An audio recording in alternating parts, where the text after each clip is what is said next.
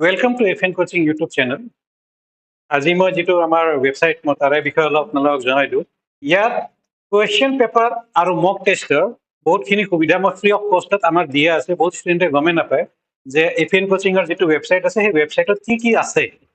আপোনালোকক মই আজি এই মানে ভিডিঅ'ৰ মাধ্যমেদি মই আপোনাক জনাব বিচাৰিছোঁ যে আপোনালোকে ফ্ৰীত একো কৰিব নালাগে। ফ্ৰীত আপোনালোকে কুৱেশ্যন পেপাৰ পাব, মক টেষ্টো কৰিব পাৰিব, চিভিল, ইলেক্ট্ৰিকেল আৰু মেকানিকেল এই তিনিটা ব্ৰাঞ্চৰ।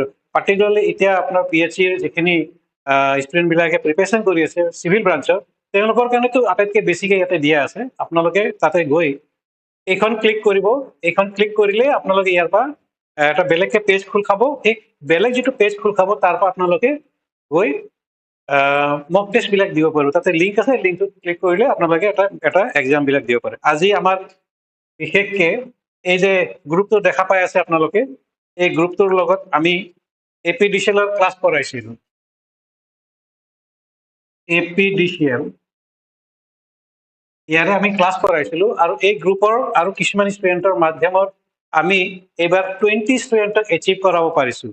মই যিকেইটা ষ্টুডেণ্টে আমাৰ তাতে পঢ়িছিলে, যিকেইটা পাইছে, তেওঁলোকক মই অলপ ধন্যবাদ জনাব বিচাৰিছোঁ। তেওঁলোকৰ নাম আৰু ভইচৰ মই অলপ জেৰিফা ৱাহিদ, কৃষ্ণা দাস, দাৰ্শী দাস, সিদ্ধান্ত, এনেকুৱাকে আমাৰ 20 জন। তাৰে মই এতিয়া গোটেইকেইটাৰ নাম মাতিলে ভিডিঅ'টো বহুত দীঘলীয়া হৈ যাব।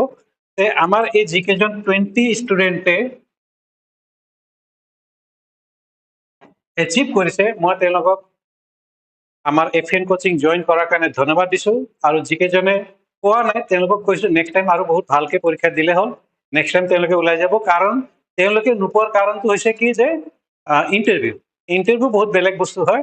সেইকাৰণে আমাৰ যিখিনি ৰিজাল্ট আছিল মই চবকে কৈছোঁ, দুটা গ্ৰুপক আমি পঢ়াইছিলোঁ। এটা গ্ৰুপ আপোনালোকে ফটোত দেখা পাই আছে আৰু এটা গ্ৰুপ আমি এই ফটোটোত নাই।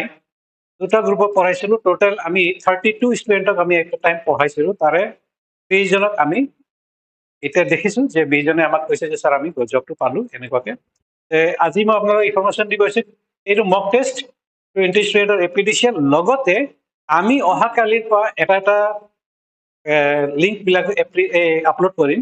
এই লিংকটোত আপোনালোকে মক টেষ্ট দিব পাৰিব ফ্ৰী অফ কষ্ট। ইউটিউব চেনেলত যাব, তলত দিয়া লিংকবিলাকত ডিছক্ৰিপশ্যনত এটা লিংক থাকিব। সেই ডিছক্ৰিপশ্যনত দিয়া লিংকটো আপোনালোকে ক্লিক কৰিব। তাত যাই কিনে আপোনালোকে এক্সামবিলাক দিব পাৰে। মক টেষ্ট আমি ষ্টাৰ্ট কৰি আছোঁ after 3 days। Each and every 3 days মূৰে মূৰে এটা মক টেষ্ট হ'ব। PhD এক্সাম আছে 2 তাৰিখে। 2 তাৰিখেৰ আগে আগে আমি গোটেইকেইটা কৰি ল'ম। এছিষ্টেণ্ট ইঞ্জিনিয়াৰ, জুনিয়ৰ ইঞ্জিনিয়াৰ দুইটা ষ্টুডেণ্টে এই মক টেষ্টকেইটা দিব পাৰে। মই আজি এইখিনিয়ে ক'বৰ কাৰণে ইয়াত আহিছিলোঁ। ধন্যবাদ।